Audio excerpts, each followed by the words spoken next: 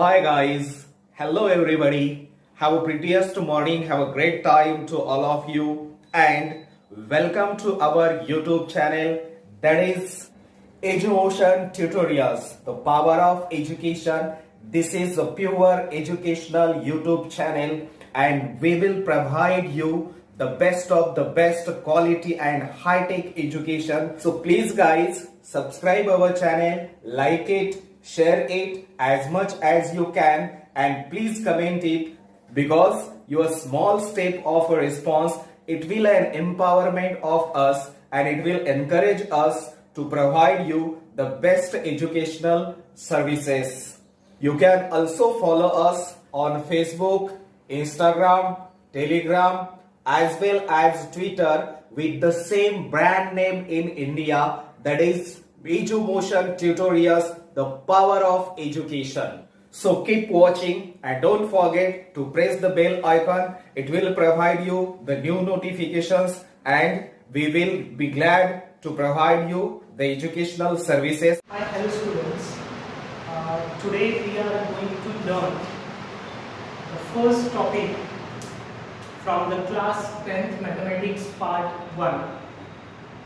तो आपके class 10th में मैथमेटिक्स पार्ट 1 में जो फर्स्ट लेसन है linear equations in two variable, उसके बारे में आज हम डिटेल में पढ़ाई करने वाले हैं।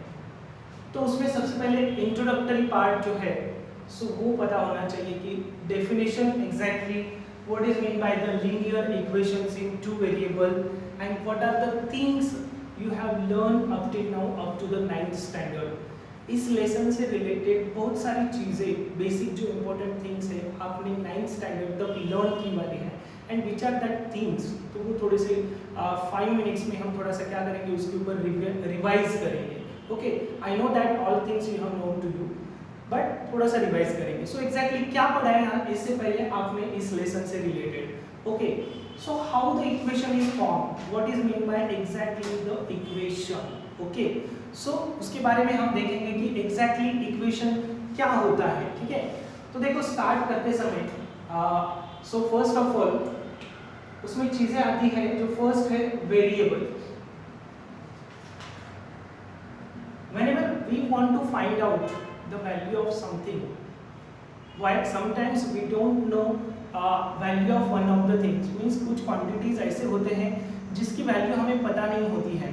So to find out that value of that quantity we are using a variable.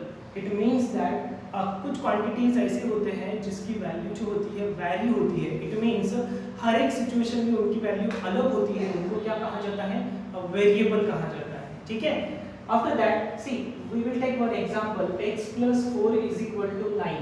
तो यहाँ पे आप बता सकते हैं कि यहाँ पे x की वैल्यू जो रहेगी वो कितनी रहेगी, 5 रहेगी, बिकॉज 5 + 4 कितना आता है, 9 आता है। Okay, again take one more, x + 5 = 11। Okay, what is the value of x is here, that is a 6, because 6 + 5 is what, 11। But you will ask to me, आपको लगेगा कि यहाँ पे इक्वेशन दो अलग इक्वेशन है और दोनों इक्वेशन में वेरिएबल तो सेम है लेकिन उनकी वैल्यू अलग है। फर्स्ट इक्वेशन में x की वैल्यू 5 है और सेकंड इक्वेशन में उसकी वैल्यू कितनी है, 6 है। And because of that value is varying, क्योंकि वो स्टेबल नहीं रहती है, वो फिक्स नहीं रहती है, इसीलिए उसको क्या कहा जाता है, variable. Okay, after that constant. Constant, what is mean by the constant, किसको कहा जाता है constant, opposite of variable. Variables vary होते हैं, चेंज होते हैं, बट कांस्टेंट चेंज नहीं होते हैं। That is a fixed quantity, whatever the numerical values that are fixed. देखो यहाँ पे जो 4 है, क्या 4 की वैल्यू किसी और इक्वेशन में जाने के बाद चेंज होने वाली है क्या, नहीं।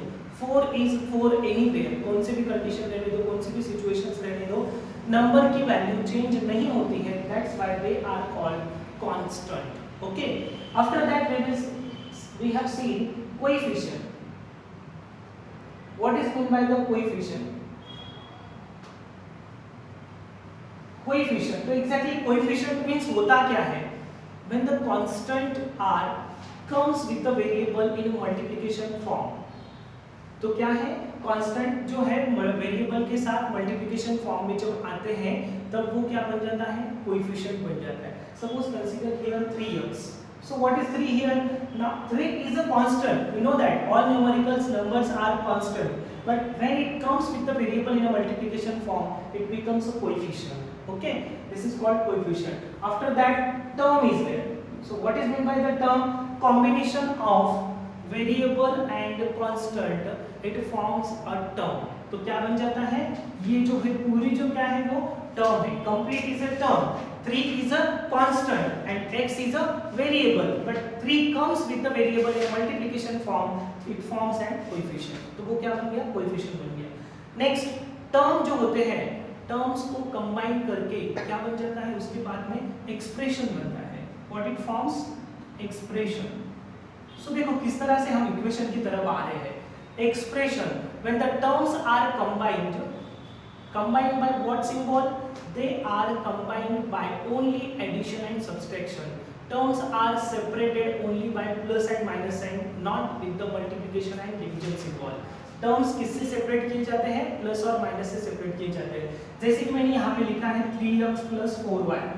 तो देखो यहाँ पे कितने टर्म्स हैं? 2 टर्म्स हैं. तो फिर इन दोनों को कंबाइन किससे किया गया है? प्लस साइन से. So it forms an expression when the 2 और मोर टर्म्स, जब एक से ज्यादा टर्म्स एक दूसरे को प्लस और माइनस साइन से कंबाइन होते हैं तब क्या फॉर्म होता है? एक्सप्रेशन फॉर्म होता है. ठीक है, तो उसके बाद में 6th वन आता है इक्वेशन. अब देखो हम अपने जो टॉपिक है उस तरफ आ रहे हैं. यहाँ पे जो इक्वेशन हमने देखा था, so what is mean by the equation? तो ये इक्वेशन किस तरह से फॉर्म होता है? जब आपने इक्वेशन 3x + 4y को अगर कुछ वैल्यू असाइन कर दी, सपोज यहाँ पे 4 है, 14 है, समथिंग एनीथिंग इज देयर, कुछ भी वैल्यू रहने दो. जब इक्वल टू के LHS में और RHS में कुछ एक्सप्रेशन और वैल्यूज आते हैं तब वहाँ पे क्या फॉर्म होता है? Equation. So what is mean by the equation exactly? Equation is nothing but the sentence of equality which has LHS and RHS and might be in LHS and RHS contain expression on a value. हो सकता है कि एक side में expression हो, दूसरे side में value हो, और it might be happen that on both the side expression is there. So इस तरह से आपका क्या फॉर्म होता है? इक्वेशन फॉर्म होता है. एक्सप्रेशन में भी बहुत सारे एक्सप्रेशन के क्या होते हैं? टाइप्स होते हैं. On the basis of number of terms there are different types of expressions, monomial, binomial, trinomial, polynomial. एक टर्म है तो मोनोमियल, 2 है तो बाइनोमियल, 3 है तो ट्राइनोमियल और 3 से ज्यादा है तो पॉलिनोमियल. सो इस तरह से टाइप्स ऑफ एक्सप्रेशन भी हो जाते हैं. तो यहाँ पे हम इक्वेशन के ऊपर आ गए. सो ये क्या हो गया? This is a equation. तो यहाँ से आपको आइडिया हो गया होगा कि इसमें x और y क्या है? वेरिएबल है. 3 और 4 are coefficient. 14 is what? Constant. 3x is one term, 4y is also one term. And by combining this 3x + 4y it forms an expression और दूसरे साइड में आपको वैल्यू दी गई है. सो यहाँ पे हमारा क्लियर हो गया है इक्वेशन. तो एग्जैक्टली इक्वेशन मींस क्या होता है? After that we will see what is meant by the linear equation. So how we have to call one of the equation as a linear equation? किसी equation को हम linear कैसे बोल सकते हैं? Okay, when the equation having, okay, in the equation each term in containing variable having degree 1, then that equation is called linear equation. तो इस equation का जो ग्राफ है, हमने अगर ग्राफ के ऊपर ड्रॉ किया तो वो क्या मिलता है? आपको सिंगल स्ट्रेट लाइन मिलती है. And that's why this equation is called linear equation. तो क्या हर इक्वेशन का ग्राफ निकाल के ही उसको बोला जाएगा? क्या नहीं. उसके लिए आपको हिंट क्या दी गई है? अगर उस इक्वेशन में जो भी टर्म्स जिनमें वेरिएबल्स है उन वेरिएबल की पावर कितनी होनी चाहिए? 1 होनी चाहिए. तब उस इक्वेशन को क्या कहा जाता है? Linear equation. ओके, यहाँ तक क्लियर हो गए हैं 2 points, linear and equation. And after that 2 variables. ये तो जनरल थिंग है, आप भी वर्ड सुन के बता सकते हैं कि 2 variables means equation should contain a 2 variable. उस इक्वेशन में क्या होने चाहिए? 2 वेरिएबल्स होने चाहिए. तब उसको क्या कहा जाएगा? Linear equations in 2 variable. Before this you have learned linear equation in 1 variable in 8th standard. In 9th standard you have learned linear equations in 2 variable and how to solve that linear linear equation. Linear equation को कैसे solve करना है ये भी हमने 9th standard में देखा है। ओके, अब यहाँ पे जो है आपके टेक्स्ट बुक में, रेगुलर टेक्स्ट बुक में आपके कुछ यहाँ पे इक्वेशंस दिए गए थे और इन इक्वेशंस को ऑब्जर्व करके हमें क्या बोलना था कि whether this equations are linear equations in two variable और नॉट, और how we have to check that whether that equations are linear equations और नॉट। तो देखो यहाँ पे मैंने क्राइटेरिया बोल दिया है कि आपको linear equations in two variable किसे कहा जाता है, it should be contain two variables and that variables maximum power is 1, then that equations are called linear equations in two variable. So see now here is one example is given 3x 4y 12। देखो ये जो linear equations in two variable होता है उसका एक general form है। What is that general form, ax by plus c is equal to 0। तो ये जो है linear equations in two variable का जनरल फॉर्म है। जिन इक्वेशन को हम इन जनरल फॉर्म में कन्वर्ट कर सकते हैं उनको क्या कहा जाता है, linear equations in two variable. तो देखो यहाँ पे 3x 4y 12 एक इक्वेशन दिया गया था, उस इक्वेशन को हम इस जनरल फॉर्म में कन्वर्ट कर सकते हैं। किस तरह से, 3x RHS में 4y दिया है, 4y अगर LHS में शिफ्ट हो गया तो क्या हो जाएगा, -4y, this -12 become +12, now it comes in the form of ax plus by plus c is equal to 0. That's why this is what a linear equation in two variable. Okay, अब देखो नीचे कुछ 7 यहाँ पे इक्वेशन है book में क्या आपके, सो हमें बता रहे हैं कि whether it is linear equations in two variable or not. See, observe the first one, 4m plus 3m is equal to 12.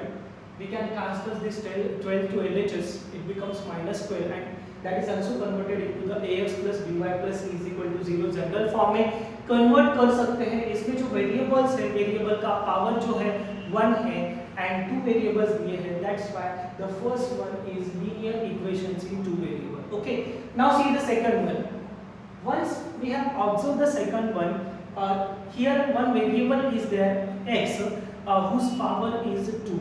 यहाँ पे जो फर्स्ट आपको टर्म दिखाई दे रही है, फर्स्ट टर्म में x का पावर क्या है, 2 दिया गया है, that's why this one is not the linear equation in two variable. Linear equation नहीं है क्योंकि इसमें वेरिएबल का पावर कितना दिया गया है, 2 दिया है। Okay, next one, third one हम देखते हैं। थर्ड में देखो square root of x minus square root of 5y is equal to 16। यहाँ पे जो है 2 का पावर कितना है, 1/2 है। So, but coefficient power doesn't matter, constant power doesn't matter. What we want, necessary condition is what, variable power should be 1. तो यहाँ पे coefficient matter नहीं करता है, so variable का power दोनों इसमें टर्म में power कितना है, 1 है. That's why this third equation is a linear equation in two variable. Okay. So what about the fourth one? We will see the fourth one. 0x plus 6y minus 3 is equal to 0. अगर हम variables की तरफ देखेंगे, so here two variables are looking x and y, their power is 1, but if you have observe their coefficient के ऊपर observe करने की जरूरत नहीं है, बट अगर कोएफिशिएंट 0 है तो वहां पे वो पूरी टर्म क्या हो जाती है, 0, because in between the 0 and x there is a multiplication sign, and when the 0 and x is multiplied it becomes a 0, so this equation becomes with only one variable. I know that that is a linear equation with one variable, but that is not a linear equation in two variable. वो linear equation रहेगा, but linear equation in one variable रहेगा, two variable नहीं रहेगा. That's why this one is not a linear equation in two variables. Okay. Now the fifth one. In the fifth one also, in the fourth one, x coefficient is 0, but in the fifth one, y coefficient 0, so it becomes a complete term 0.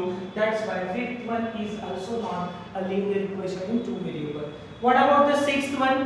जब हम observe करते हैं तो यहाँ पे 4/x दिखाई दे रहा है, यानी कि x को अगर हमने न्यूमरेटर में लाने की कोशिश की, जैसे कि लॉज ऑफ इंडाइसेस यूज करके, तब 4 into x raised to -1 हो जाएगा। तो फिर वहाँ पे पावर उसका 1 नहीं है कंसीडर करके उसको लीनियर इक्वेशन नहीं कहना, that is not the thing.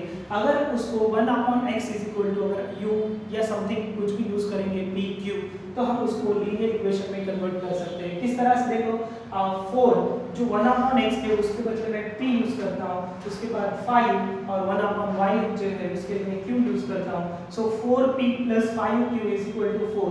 Now it becomes a linear equation. Okay, तो इस तरह से हम उसको linear equation in two variable में कन्वर्ट कर सकते हैं, इसीलिए 6th is linear equation in two variable. Okay, what about the last one 7th? तो क्राइटेरिया देखो, वेरिएबल की पावर 1 होनी चाहिए, लेकिन इसमें एक टर्म आपको दिखाई दे रहा है 4xy, यहाँ पे जो है वेरिएबल का मल्टीप्लिकेशन है। सपोज जिस टर्म में मोर देन 1 वेरिएबल्स होते हैं, एक ही सिंगल टर्म है जिसमें अगर एक से ज्यादा वेरिएबल्स है तो उनके वेरिएबल्स का जो है प्रोडक्ट, इट मींस जितने वेरिएबल है उतना उसका पावर हो जाएगा। ये 2 वेरिएबल्स है तो ये जो फर्स्ट टर्म का जो पावर है वो कितना हो गया, 2 हो गया। So degree of this equation is 2, that's why the 7th one is not the linear equation in 2 variable, because यहाँ पे x into y यहाँ पे दिया है तो उसकी डिग्री कितनी हो जाएगी, 2 हो जाएगी। That's why this is a linear equation, this is not a linear equation in 2 variable. यहाँ तक हमने देखा कि ये वाले इक्वेशंस को लीनियर इक्वेशंस इन 2 वेरिएबल है या नहीं, ये हमने बताया है। तो इसके बाद में देखो समटाइम्स ऐसे होता है कि लीनियर इक्वेशंस जो है हमें 2 वेरिएबल्स के बारे में डील कर रहे हैं। If the we have to find out the value of one of the unknown variable, then one equation is sufficient. But while dealing with the 2 variables, when we want to find out the value of the 2 variables, then we want the 2 equations. तो यहाँ पे जो है 2 variables की value अगर find out करनी है तो हमें 2 इक्वेशंस के साथ डील करना पड़ेगा। And when we are just performing the operations on 2 equations and one of the solution is there, one of the value is there which satisfy both the equations, then such equations are called simultaneous linear equations in 2 variables. When we are studying with the 2 linear equations with the 2 variables, then that equations are called simultaneous linear equations in 2 variables. तो simultaneous linear equations in 2 variables किसको कहा जाता है? When one of the solution which satisfy the both the equations having 2 variables, that equations are called simultaneous linear equations in 2 variables. तो ऐसी simultaneous linear equations in 2 variables को किस तरह से डील करना चाहिए और उनका सॉल्यूशन किस तरह से निकालना चाहिए, तो इससे पहले आपने 9th क्लास में एक तो मेथड्स उसके बारे में पढ़े वाले हैं। So which are the methods we have learn in 9th class to solve the simultaneous equations? One is a elimination by cancellation method, second one is a substitution method, and third one is a graphical method. So इनके बारे में आपने 9th class में पढ़ा है, तो इस 10th class में हम उसके बारे में एक्स्ट्रा क्या पढ़ने वाले हैं? So we will see the Cramer's rule, which is also called a determinant method कहा जाता है, determinant method. So वो मेथड भी हम देखने वाले हैं। So उस मेथड से हम इक्वेशंस को किस तरह से सॉल्व करेंगे वो भी हमें देखना है। लेकिन उससे पहले जो 9th क्लास में आपने पढ़ा है कि साइमल्टेनियस इक्वेशंस अगर आपको दिए गए तो उन साइमल्टेनियस इक्वेशंस को दिए वाले मेथड से किस तरह से पढ़ना है, सो वो हमें यहाँ पे एक बार रिवाइज करेंगे। So which are that method? So method 1 is elimination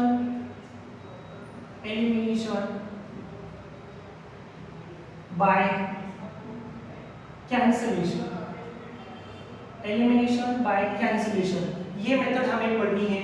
दूसरी मेथड जो है हमारे पास substitution method, so substitution method भी देखनी है। इसमें भी एलिमिनेशन ही होता है but elimination by substitution method ये भी हमें देखना है। Third one once addition and once subtraction,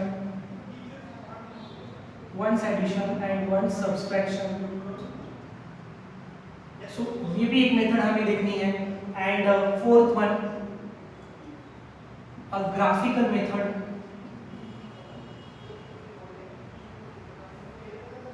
सो इन चारों मेथड्स के बारे में हम यहाँ पे पढ़ने वाले हैं कि exactly elimination by cancellation method किस तरह से किया जाता है, उसके बाद एलिमिनेशन बाय सब्स्टिट्यूशन मेथड किस तरह से हम परफॉर्म करते हैं वो भी हम देखेंगे। और उसके बाद में once addition, one subtraction and graphical method, इस टाइप के भी क्वेश्चंस हमें देखना है। तो एग्जैक्टली इस मेथड से हम किस तरह से जो क्वेश्चन सॉल्व कर सकते हैं वो यहाँ पे हम देखेंगे one by one. So we will study about the first of all elimination by cancellation method, and after that we will see one by one method. So first of all I will create here space to learn about this methods. तो इसके बारे में देखेंगे कि एक example लेंगे और उसके ऊपर हम ये मेथड्स परफॉर्म करके देखेंगे। तो सबसे पहले देखेंगे यहाँ पे फर्स्ट एक एग्जांपल लेता हूँ मैं। एग्जांपल फर्स्ट जो है 5x minus 3y is equal to 8। आपको एक इक्वेशन दिया गया है 5x minus 3y is equal to 8 और दूसरा इक्वेशन है 3x plus y is equal to 2। एक आपको दो इक्वेशन यहाँ पे दिए गए हैं और इन इक्वेशंस को हमें क्या करना है, elimination by cancellation method use करके हमें इसको सॉल्व करना है।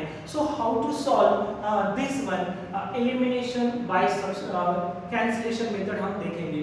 तो सबसे पहले क्या करेंगे, suppose consider here this is equation 1 and this one is equation 2।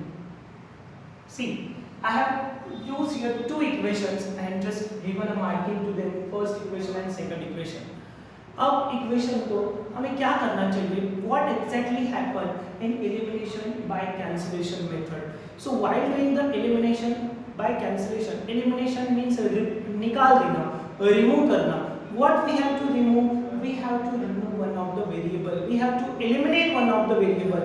So how it happen, ये आपने इससे पहले 9th क्लास में देखा ही है, लेकिन फिर भी हम यहाँ पे रिवाइज कर रहे हैं। तो रिवीजन आपका हो जाएगा। सो यहाँ पे देखो, सो एलिमिनेट करने के लिए we need to make one of the variable coefficient c। Okay, so यहाँ पे ऑब्जर्व करने के बाद पता चलता है y का कोएफिशिएंट यहाँ पे 3 है और यहाँ पे y का कोएफिशिएंट 1 है। If I multiply the second equation by 3 then it becomes a y variable coefficient same। Okay, so for that purpose what I am doing here, multiply equation 2 by 3। okay, मैं यहाँ पे second equation को 3 से multiply कर रहा हूँ। while multiplying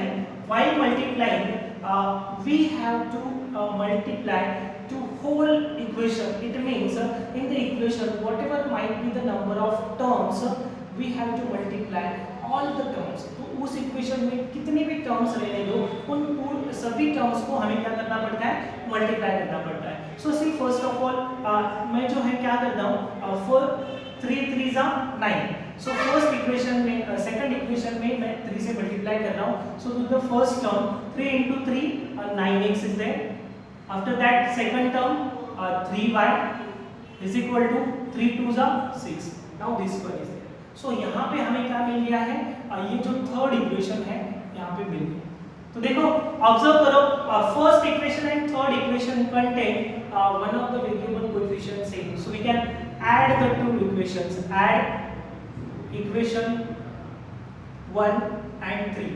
यहाँ पे हम दोनों इक्वेशंस को क्या करेंगे, ऐड करेंगे। कौन सा equation, first and third. Okay, so first of all I will write the first equation 5x minus 3y is equal to 8 and the third equation is 9x plus 3y is equal to 6। तो मुझे इन दोनों equations को क्या करना है, add करना है। Okay, so while doing the addition, add RHS and add LHS। LHS को LHS के साथ ऐड करो, RHS को RHS के साथ। सो इस तरह से मैंने वर्टिकल फॉर्म में लिखा है।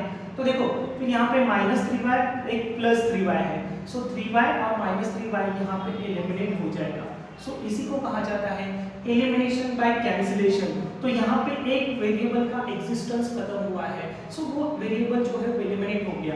सो 5x plus 9x, how much it is, 14x is equal to 8 plus 6 14 is there।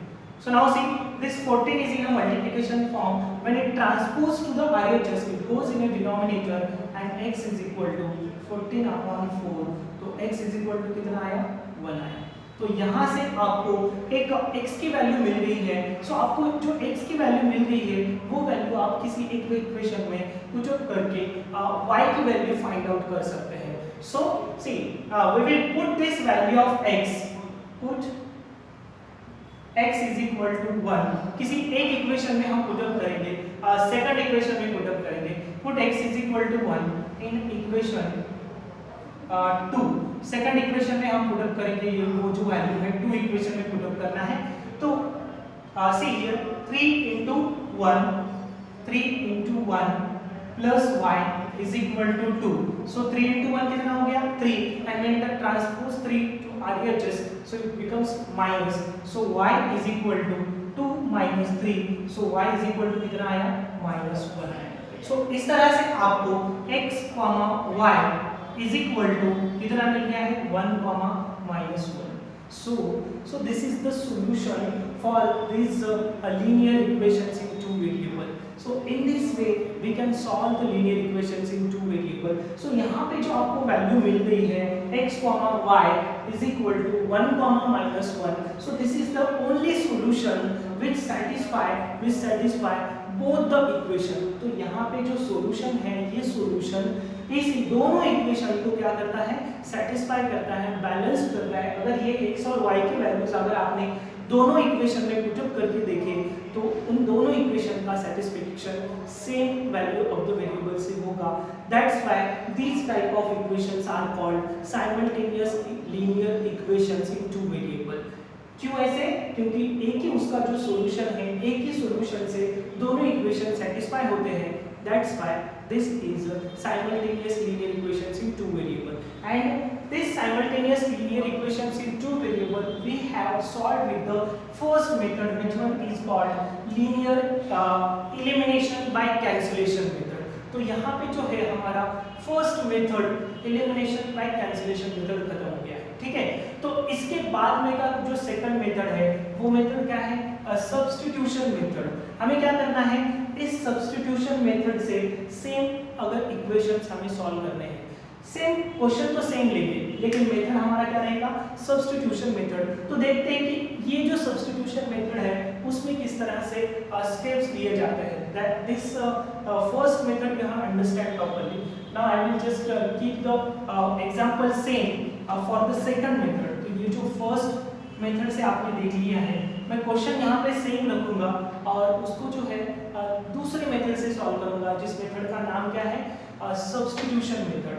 so which are the steps come in this one? okay, so first of all for doing the substitution method, so हमें यहाँ पे equation 1 और equation 2 दी वाले हैं। so यहाँ पे मैं कोशिश करता हूँ कि जो सेकंड इक्वेशन है उसमें से मैं y की वैल्यू फाइंड आउट करता हूँ। okay, so how I have to do this one? see, for the observe here the second equation। in the second equation I will just transpose this 3x to the RHS। तो मैं 3x को क्या करता हूँ उस side में shift कर देता हूँ। तो एग्जैक्टली क्या होगा देखो ऑब्जर्व करो, y is equal to 2 minus 3x। तो y कहाँ पे चला गया उस साइड में चला गया। तो y की एक 3x जो है उस साइड में चला गया तो y की वैल्यू क्या होगी 2x माइनस 3x होगी। सो ये जो y की वैल्यू आगे वाली है 2 minus 3x, I will just substitute this value into the first equation। okay, now I will write here put value of y in equation 1। so यहाँ पे वैल्यू हम क्या कर रहे हैं पुटअप कर रहे हैं, इसका मतलब क्या कर रहे हैं सब्स्टिट्यूट कर रहे हैं। so value of y will be substituted into the equation first। तो फर्स्ट इक्वेशन में हमें जो है y की वैल्यू क्या करनी है सब्स्टिट्यूट करनी है। so what it will happen when the value of y will be considered into the first equation? see, just I am writing here first equation once, 5x minus 3y is equal to 8। ये हमारा first equation है, इसमें से मुझे y की value पता है तो मैं वो y की वैल्यू वहाँ पे क्या करता हूँ सब्स्टिट्यूट करता हूँ। so what it will happen 5x minus 3 into y की वैल्यू कितनी है 2 minus 3x, 2 minus 3x is equal to 8। तो देखो यहाँ पे इस इक्वेशन में y का जो एग्जिस्टेंस था वो फिनिश हो गया है। now here y is nothing and instead of y we have replaced the value of y by the x। now see here 5x minus 3 2s are 6, again 3 3s are 9x is equal to 8। मैंने 3 से दोनों को multiply किया है। सी सो फिर यहाँ पे क्या हो जाएगा देखो 5x minus 9x. 5x minus 9x, how much it is? Minus 4x is there. 5x minus 9x, that is a minus 4x, and this side minus 6 is there. So minus 6 when transposed to the RHS, so it becomes plus. तो 8 plus 6 कितना आ जाएगा? यहाँ पे देखो 8 plus 6 that is a 14. So 5x minus 9x that is a minus 4x. then minus 6 उधर जाने के बाद क्या हो जाएगा? प्लस हो जाएगा. So यहाँ पे देखो, so x is equal to 14 upon minus 4. minus 4 कहाँ पे चला गया? नीचे चला गया. When we simplified this equation, what it will give? 2 7s are 14 and here minus 7 by 2 is there. तो यहाँ पे जो है x की वैल्यू कितनी मिल गई है? minus 7 by 2. Once again we will see this one whether the equation is correct or not. So पहले हमें क्या दिया गया था? 5x minus 3y is equal to 8 और सेकंड इक्वेशन था 3x plus y is equal to 2. इसमें से हमने 3x को RHS में शिफ्ट कर दिया. So what it gives? 2 minus 3x. तो यहाँ पे y की जो वैल्यू थी हम इस इक्वेशन में पुट अप करने वाले थे. सो इक्वेशन क्या था? 5x minus 3y is equal to 8. तो y की वैल्यू 2 minus 3x मैंने यहाँ पे लिखी है. 3 2s are 6 and after that minus is there. See here minus 3 into minus, so it gives a plus 9x. So here little bit change is there. What? Minus 3 into minus 3x, it gives a plus 3 9x. Means whenever the outside the bracket minus sign is there, so inside the bracket all the signs of the terms are changed. तो bracket में जितने भी terms होते हैं उनके science change हो जाते हैं. यहाँ पे 2 पॉजिटिव था, बाहर आने के बाद मल्टीप्लिकेशन में नेगेटिव हो गया. यहाँ पे 3x नेगेटिव था, मल्टीप्लिकेशन में बाहर आने के बाद प्लस हो गया. सो 5x plus 9x यहाँ पे कितना होता है? 14x. Okay, 5x plus 9x 14x or 8x plus this one already 14 is there. So 14 divided by 14, so it gives a 1. So see here we got the value of x is equal to 1. So whatever the value of x is equal to 1, that one we will put in the above any of the equation and we will find the value of y. See here y is equal to, it is given, so we will put here y is equal to 2 minus 3 into 1 is equal to 2 minus 3 1s are 3, so it gives a minus 1. तो देखो यहाँ पे y की भी value हमें मिल गई है. तो यहाँ पे x, y is equal to क्या मिल गया है? 1, minus 1. और इससे पहले भी आपने एलिमिनेशन बाय कैंसिलेशन जो मेथड देखी थी, इस मेथड में भी x, y की वैल्यू 1 minus 1 आने वाली थी और सेकंड मेथड से भी उसकी वैल्यू 1, minus 1 आने वाली है. So we have seen here how to solve the simultaneous equation. So दो मेथड कवर अप हो गए हैं. नेक्स्ट वीडियो में हम थर्ड मेथड देखेंगे.